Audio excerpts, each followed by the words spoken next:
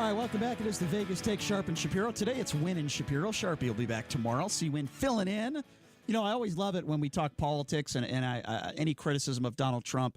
Somebody will call in and say, I didn't hear you say blah, blah, blah, blah, blah when Barack Obama was in office. And then I challenge them on that. And I say, what station was I on when I talked about Barack Obama? And then they don't know what to say because I catch them in a lie because I was a sports talk host. Yes. And I'm still a sports talk host, but we mix it up a little bit here on the show. It's a different show. So when you come at with me a lie, I'm a very good poker player, and I can read when you're about to lie. And when you are lying, I will catch you in the lie. So if you're going to call in, let the truth set you free, my friends. Don't lie when you call into the show. Let's be honest with one another, and I'll be honest in saying that guy was a liar. Anyway, thanks for the calls, everybody. We'll take some more calls at 257-5396. We are going to be getting to UNLV hoops coming up here in just a few minutes. I do have some very interesting information that some of you, at least some of you, hopefully will find it interesting. Sources that I have telling me that Rick Pitino is back in the conversation, and I will go into detail into why I say that coming up here in a few minutes, and we'll be joined by Casey Soto from the Review Journal, who does a great job covering the Mountain West, and now here locally, UNLV and the Vegas Golden Knights. So we'll get to her coming up in the bottom of the hour, but I want to continue this conversation a little longer. We wanted to talk about this McCabe interview. I believe it was on ABC, right? It was an ABC interview over the weekend that made some very big headlines. Chris, tell us exactly what happened. Yeah, a little bit different and a little bit of a departure, of course, from the possible shutdown and, of course, the state of emergency from President Trump. Andrew McCabe, of course, the former acting director of the FBI after James Comey was fired and before Chris Wray was appointed the FBI director. So he did an interview, and they talked about the time period back when there was still a discussion as to why President Trump was firing James Comey and all the reasoning behind it, of course, before the Lester Holt interview and all that was going down. And, of course, there was kind of a bombshell revelation by Andrew McCabe in this interview this weekend where he talked about the Justice Department meeting with Justice Department officials, and of course specifically Rod Rosenstein at the time as the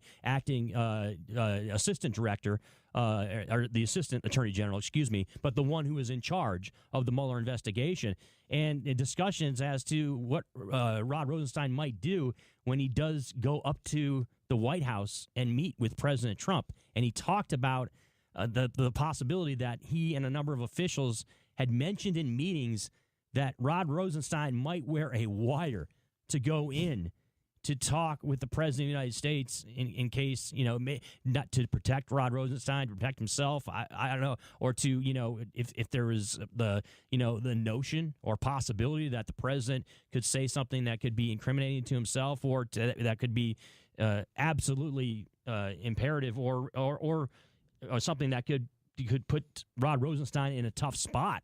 And so that revelation by Andrew McCabe, of course, has come under a lot of scrutiny here in the last couple of days. And as you would expect, a lot of our listeners here that are Trump supporters and a lot of Republicans have very negative feelings towards Andrew McCabe, given what took place with him misleading FBI agents, I believe it was, and also misleading the media when it came to everything that went down with James Comey. Let me read a quick quote, and I want you to respond to a tweet that Donald Trump put out in regards to this. He said, "The biggest abuse of power and corruption scandal in our history, and it's much worse than we thought. Andrew McCabe admitted to plotting a government overthrow when he was serving in the FBI before he was fired for lying and leaking." Your thoughts on that? Oh, this is a perception from President Trump and from a lot of people on the right that there is this quote-unquote deep state, right? And that there's people in the government, whether they're appointed by President Obama or past presidents or they're not Trump people. He called him disgraced. So they're putting forward this narrative that, there's people that are just out to get the president, right? And so this is one extension of it. And in regards to Andrew McCabe, they bring up, he was dishonest with FBI agents, so everything he says must be in question. Everybody remembers the movie JFK, right? When Kevin Costner says to some of his investigators, it's always interesting to me why, because a woman's a prostitute, that she has to have bad eyesight. That's kind of like the feeling I have with people like Andrew McCabe and some people who have been, public officials. There's no question he made a mistake when it comes to, not being truthful with FBI agents. But there's other elements of the story also that we're not going to get into quickly in the show. But that's kind of my point with Andrew McCabe is like, oh, we can't believe anything the guy says because he made one mistake and because everybody on the right and Republicans are going to say, oh, the guy's a liar. So so anything that he says, we can't take it. We can't take it for what it's worth. Number to call, by the way, if you want to be a part of the show, is 257-5396. 702-257-5396 is the number to call. I also want to mention after Trump declares a state of emergency and he decides to play golf for 3 days in a row, he finds it necessary to tweet about Saturday Night Live because they might have made fun of him. He says, nothing funny about tired Saturday Night Live on fake news, NBC. Question is, how do the networks get away with these total Republican hit jobs without retribution? Likewise, for many other shows, very unfair and should be looked into. This is the real collusion. You want to talk about the biggest effing crybaby in the history of the world. It is Donald Trump. It is just unbelievable. By the way, he also decided to go after the media again and fake news. This is a week after somebody a photographer was physically assaulted at one of his speeches, and he continues. He will not let up. He obviously doesn't care, and now he's going after Saturday Night Live. Let's remember, this was a state of emergency that he declared, and if he's not playing golf, he's tweeting about how he hates McCabe or Saturday Night Live. Clearly, he was watching Saturday Night Live. So how did his day go over the weekend on Saturday? He played golf for 6 hours. Then he watches Saturday Night Live. Then the old senile old man decides to go on Twitter and talk about Saturday Night Live, how much he hates Saturday Night Live, and how much he hates the media. The President of the United States is just disgraceful behavior is the best way for me to describe it. Let me open up the phone lines, 257-5396, and let's start this segment off with JD. JD, thanks for calling in. How are you? Doing great. You're having a great show, great discussion. Real quick on this McCabe, but before I go into that, you mentioned the golf. Yes, sir. B.O., I refer to him as B.O., went golfing after Benghazi and after the families met Hillary and him at Dover. So that might be a little insensitive. Well, hold on. I'm not going to cut you off. I'm going to let you continue. Benghazi, by the way, the Benghazi that was investigated 9 times by Republicans where there was no wrongdoing. 4 innocent people lost their lives, which is horrible, but that was not an emergency last I checked. Well, 34 people that were at the complex were not allowed to testify by executive privilege under Obama. All I know is that there were 8. That's not done. All I know is there were 8 investigations led by Republicans, and they found absolutely, positively nothing. And I always hear people talk about this Mueller investigation. Now it's costing money. Do you know that they've actually made $25 million in this investigation? They've actually made money. This whole wall thing is such a waste of time between the Democrats and the Republicans, Trump and what have you, because we're talking about bubblegum money, $5.7 billion in relationship to everything else that's going on in this country. You remember those penny bazookas? Well, that's what this is, bubblegum money. But going to McCabe, I watched the interview on 60 Minutes last night, and I was amazed by, first of all, Scott Pelley acting as leading the witness. But when he asked him about why he lied, McCabe said, quote, "I was confused by the questions from the Inspector General when he lied 3 times. This is a 21-year FBI employee, and he was confused. What about General Flynn? Maybe he was confused." Then McCabe was asked, how did Rob Rosenstein bring up the 25th Amendment regarding impeaching and removing the president? His quote, "I don't remember." That to me says nothing that he says is valid, because if he can't remember that, then he can't remember anything. All right, let's let Chris respond to this. All right, first, sure. There's been 2 other people that were in those meetings that have corroborated what McCabe said, and there's been kind of a discussion and regarding was he serious about it, or what exactly the context was in which he mentioned the 25th Amendment, or should he wear a wire? Well, the FBI, Chris, the FBI has said his statements are incorrect. They issued that this morning, and when when Rob Rosenthal supposedly raised the issue of the 25th Amendment, he said, "I never get searched," and he's saying, "No, that." Well, hold on a second. Let me just correct you. One of them is lying. Well, let me correct you on one thing. The FBI didn't say everything he said wasn't true. They said that some of it wasn't true. They said that some of it wasn't, but they didn't deny that discussion with Rosenstein didn't happen. They didn't deny that. There were a lot of things that he said that they didn't deny. They just said the entire thing wasn't completely factual, if I recall. All I heard was that they replied McCabe is incorrect. And then he wrote memos after meeting with the president and then turned them over to the Mueller investigation. I don't know what you call that. You don't call it anything. You call it legal. It's absolutely legal. You can absolutely do it. And FBI agents, executive privilege doesn't apply. Not in that situation. No, particularly when look, FBI agents. Why are you such an expert, Chris, on everything? I admit I don't know everything. I'm just. I'm not. I didn't say I was an. You said the word expert. I'm not an expert on it. No, I didn't claim definitive statements that and Brian has completely blew you out of the park with your statements because you don't know what you're talking about. You don't research what you're saying. What are you talking about now? We're discussing the McCabe situation right now. I made points regarding what he's said in the past 2 days. That's all we're talking about here, JD. We're not. You used the word expert. I never used the word expert in how I describe myself, which I don't do anyway.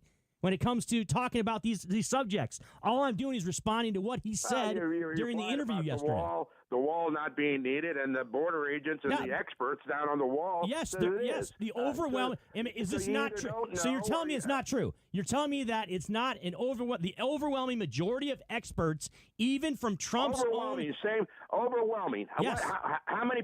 What's 95. You want to give me a percentage? 95, 97, 98. I don't know. Come on. Who knows? I don't know. Where are you getting these figures from? You're pulling them out of your butt. I am right now because you're asking me off the top of my head.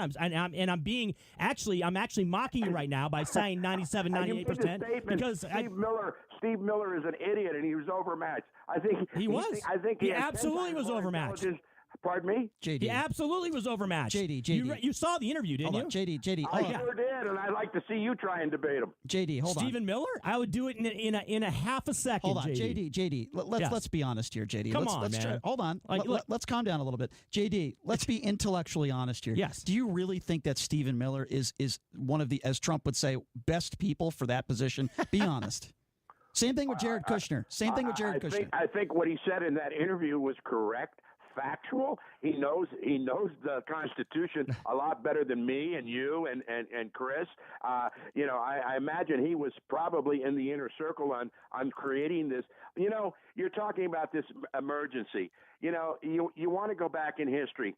Just real quick, Harry Truman went to Korea without any authority. LBJ went to Vietnam without any authority.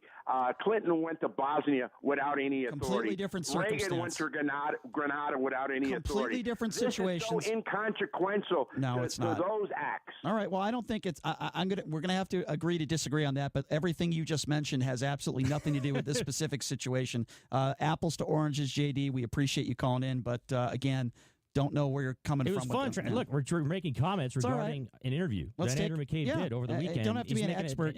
I didn't say I was an expert. You don't have to be an expert to have an opinion. What's going on as far as the Justice Department is concerned. No, I know you didn't. You just made the assumption I did. I know. 257-5396, 702-257-5396. But it is. I do enjoy that though when you and JD go at it. Let's go to Seth. Seth, thanks for calling in. How are you? I'm doing very good. How are you doing? Doing good, Seth. What's on your mind? So I missed the part about. So why did you call Trump a hypocrite?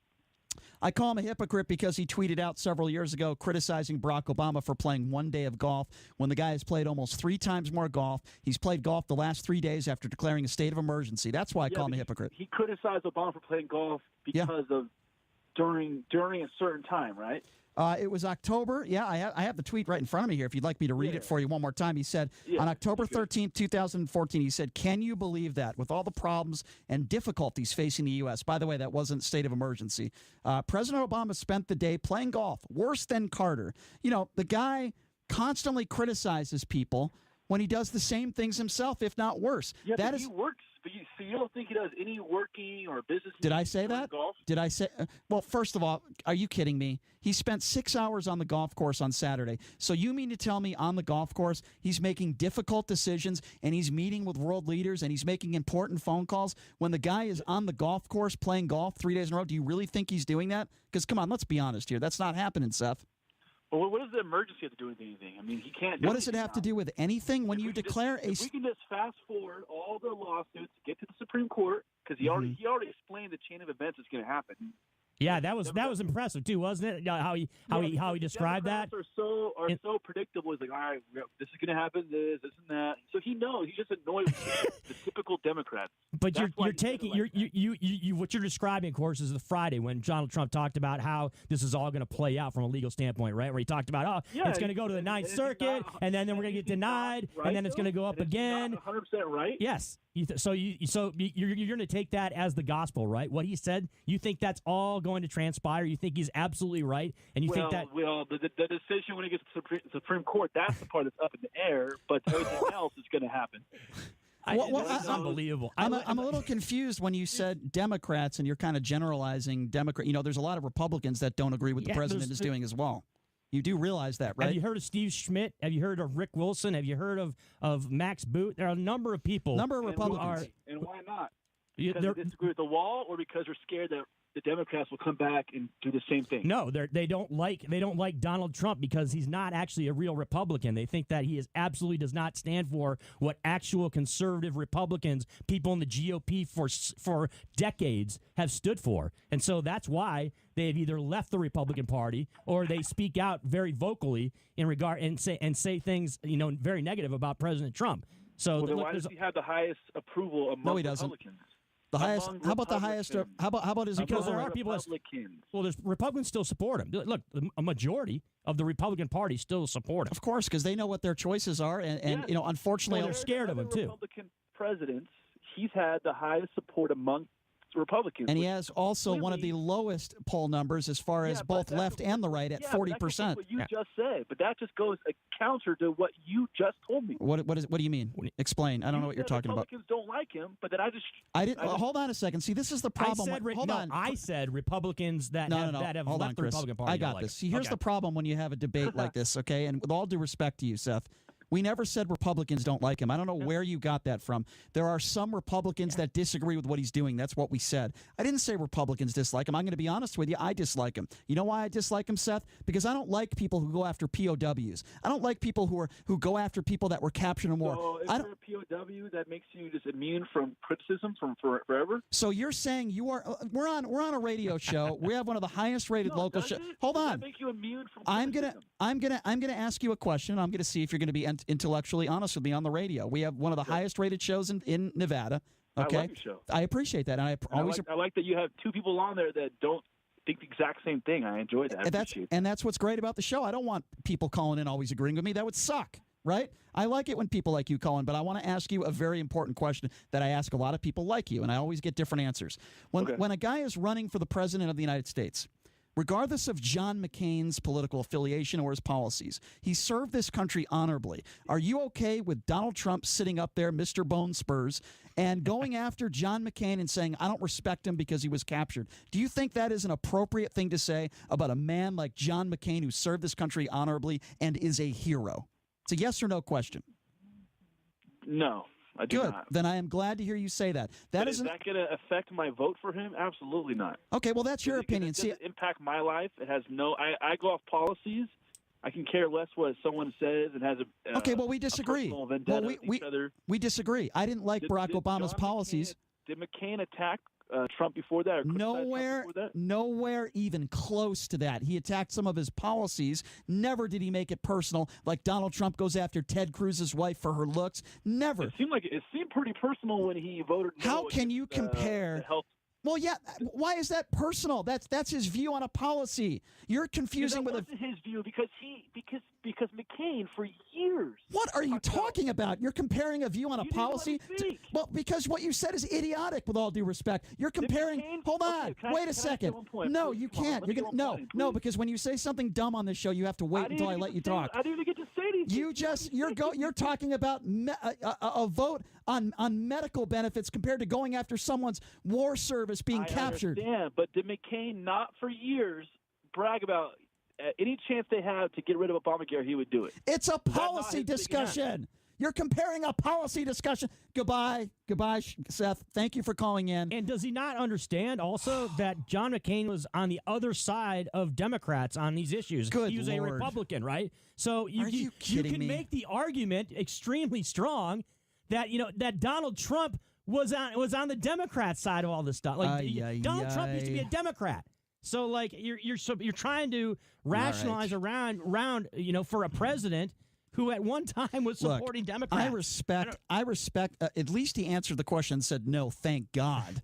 But look, if you like Donald Trump's policies, that's fine. I don't have a problem with that. But if you're going to sit here and say anything John McCain did in his political, career, and anything he said towards Donald Trump is anything near close to what Donald Trump said about his service in war, then I'm sorry, you are either completely biased or just ignorant. Or both. I'm sorry, but that's just the way it is. And you brought up one thing that he talked about in regards to John McCain. There's been other things that Donald Trump has done that that make him look really bad. AKA Judge Curiel with the Mexican judge, and saying he's from Mexico, so he could never have a fair ruling towards that. It's the stuff he talked about in his initial speech back in 2015, where he didn't say most people are good people, because they are. Most people are good people, not just some people are good people. Most are. Absolutely. And that's just indication into what type of person the president is. There you go. All right, I'll tell you what we're going to do. We're going to take a quick break, but when we come back, got some information from several sources that Rick Pitino is back in the discussion and could be the next UNLV basketball coach. What information is that? What information did I get? Well, I'll share some of that with you when we come back. And Casey Soto from the Review Journal, who does a great job covering UNLV, will be joining us as well. You're listening to The Vegas Take on the all-new 101.5 FM, 720 AM KDWN.